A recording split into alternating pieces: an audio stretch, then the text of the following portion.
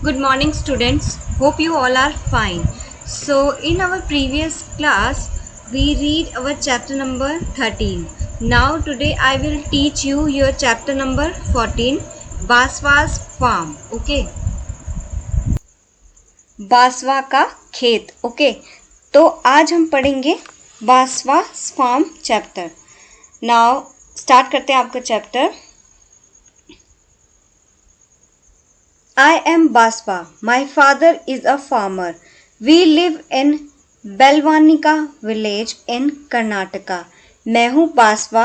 मैं कर्नाटक के बेलवानिका गांव में रहता हूँ. It is the month of July. Like every year, Appa, my father, is preparing the field to show the onion crop. Okay. तो मेरे अप्पा किसान हैं. जुलाई का महीना है. हर बार की तरह इस बार भी अप्पा प्याज की फसल उगाने की तैयारी कर रहे थे. ओके. तो अब क्या होता है, there are so many things to be done at time to help him. I too go to the field with अप्पा.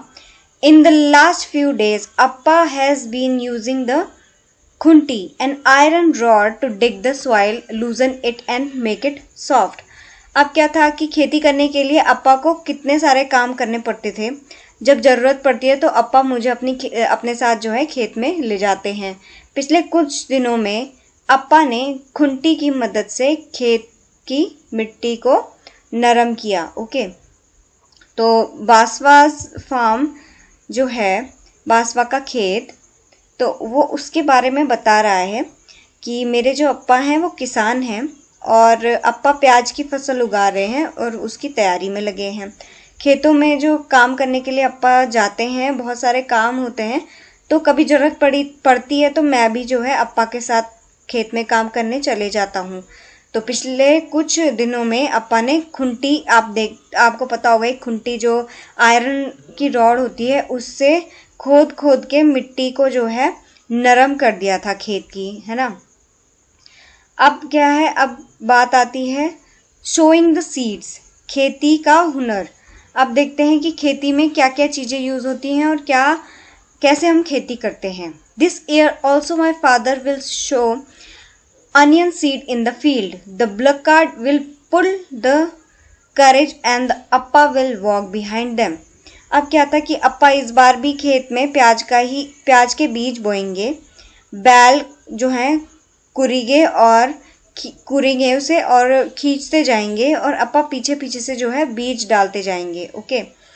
तो अप्पा जो है, आप ये जैसे एक पिक्चर में देख रहे हो, आपने असली में भी देखा होगा, जब किसी खेत में, बहुत बड़े बड़े खेत में खेती होती है तो ऐसे ही होता है कि बुलक कार्ट्स में जो बैल होते हैं उनसे हल लगाया जाता है और हल लगाते जो है पीछे से उसमें सीड्स भी डालते हैं और ऐसे करके जो है हमारी फसल को उगाने का काम शुरू होता है. Okay. I would also like to do this just like my Appa, but Appa says that it is necessary to drop the right amount of seeds at the regular distance.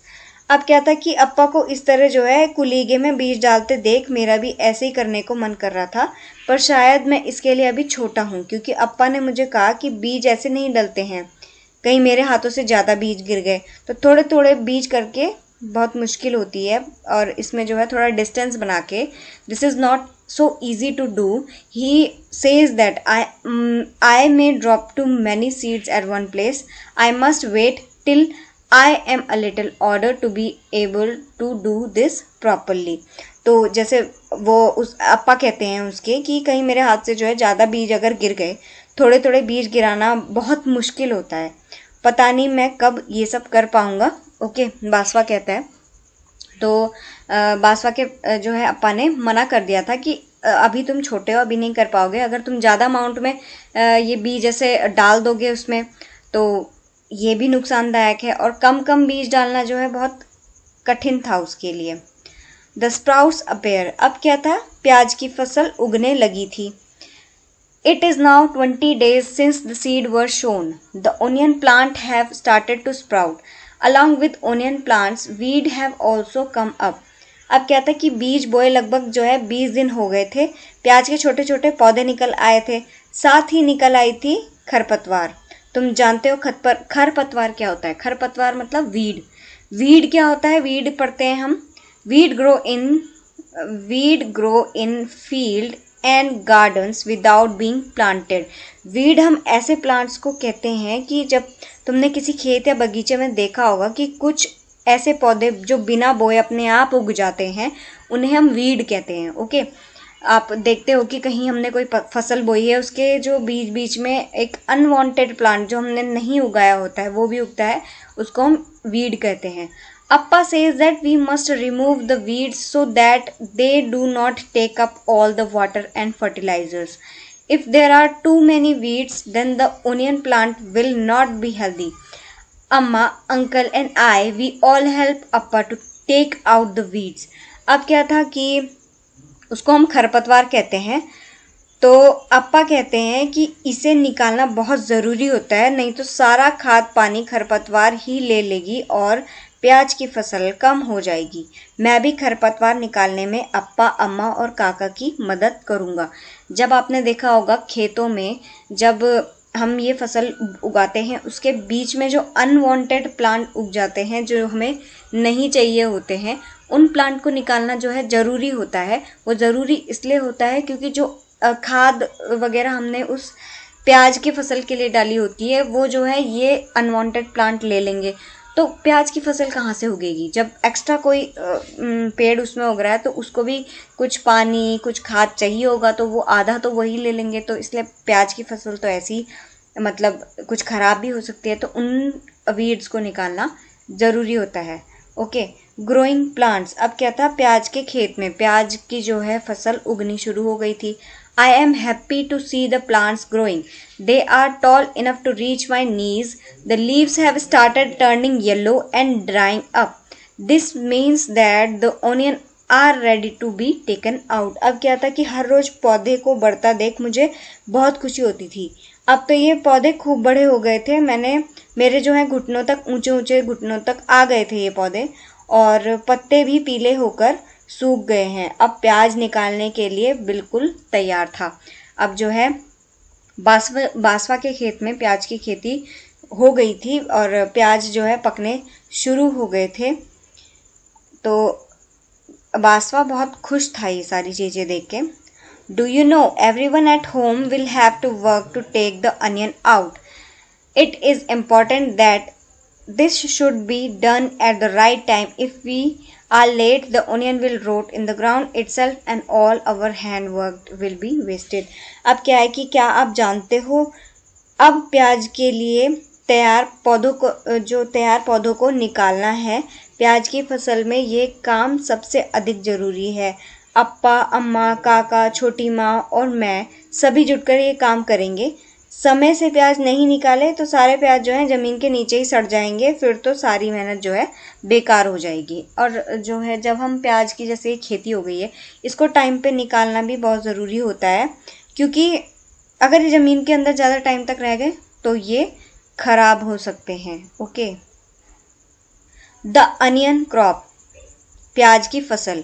अब जैसे आप इस पिक्चर में देख रहे हो कि कैसे कट्टे भर भर के जो है प्याज निकल चुके हैं ज़मीन से, और जो प्याज की फसल उगाई गई थी, प्याज भी इसमें से निकल गए हैं। Everyone at home is happy. This time the onion are big and healthy. Amma and auntie used to cut the dried leaves from the top of the onion. The eleg is sharp and you have to be careful not to cut your fingers. Appa and uncle fill the sacks with onions. Appa will take them in a truck to sell in the big market. अब क्या था कि अरे वाह, इस बार तो बहुत मोटे मोटे प्याज निकले हैं। घर में सभी बहुत खुश हैं। अम्मा और छोटी माँ ने इलीगे की मदद से प्याज को पौधों से अलग कर लिया, और हाथों को इलीगे पर ध्यान से चलाना होता है, नहीं तो हाथ कटने का जो है डर रहता है।